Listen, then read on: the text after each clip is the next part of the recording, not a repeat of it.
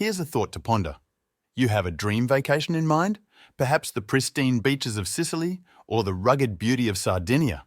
And then you find out that airfare prices might skyrocket beyond affordability.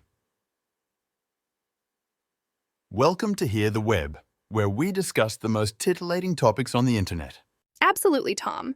Today we dive into headlines coming straight from Rome, where the Italian government has recently dialed down its plan to cap airfares for flights to Italian islands. Fascinating, isn't it? Most definitely, Lily. It all started when airlines, including Ryanair, challenged the legality of the initial proposal. So, the Italian government has taken a slight U-turn, and now they are entrusting the country's antitrust authority with the responsibility of monitoring these prices. Quite a twist in the narrative. And what comes as a surprise is that the decision is not final yet, as it is still awaiting approval in Parliament. That's right. The change is part of an amendment to a decree the government announced back in August. In fact, it was this decree that Ryanair went ahead and challenged at the European Commission, calling it illegal and unenforceable. And it seems their grievance had some effect, right? The government initially intended to ban airlines from raising fares to Sicily and Sardinia beyond 200% higher than the average price for flights. But now, Industry Minister Adolfo Urso says there won't be a ceiling on prices. Yes, but he does add that the key elements contained in the decree have been maintained.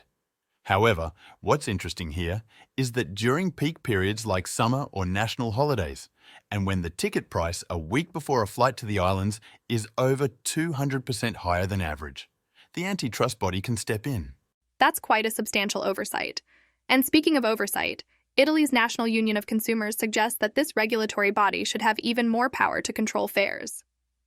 Yet, Massimiliano Dona, the group's president, feels the current shift might not be enough.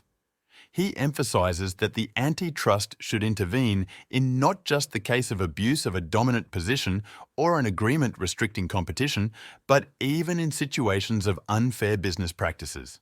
While all this is happening, a twist in the plot comes from Ryanair, the largest airline in the Italian market. A representative indicated that it's too early to express judgment on the government's revised measures. And this brings us to the intriguing revelation that other airlines operating in Italy had criticized the plan, voicing concerns it could breach EU free market rules. The antitrust regulator, in fact, last December had launched an inquiry into possible price fixing for flights in and out of Sicily. So there we have it, a classic tug-of-war between government regulations and the free market.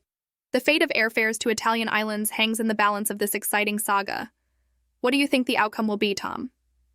Well, Lily, my crystal ball is a bit cloudy today, but rest assured, we'll be back on Hear the Web with more insights and updates on this and many more fascinating stories from cyberspace. Until then, keep those earphones plugged in.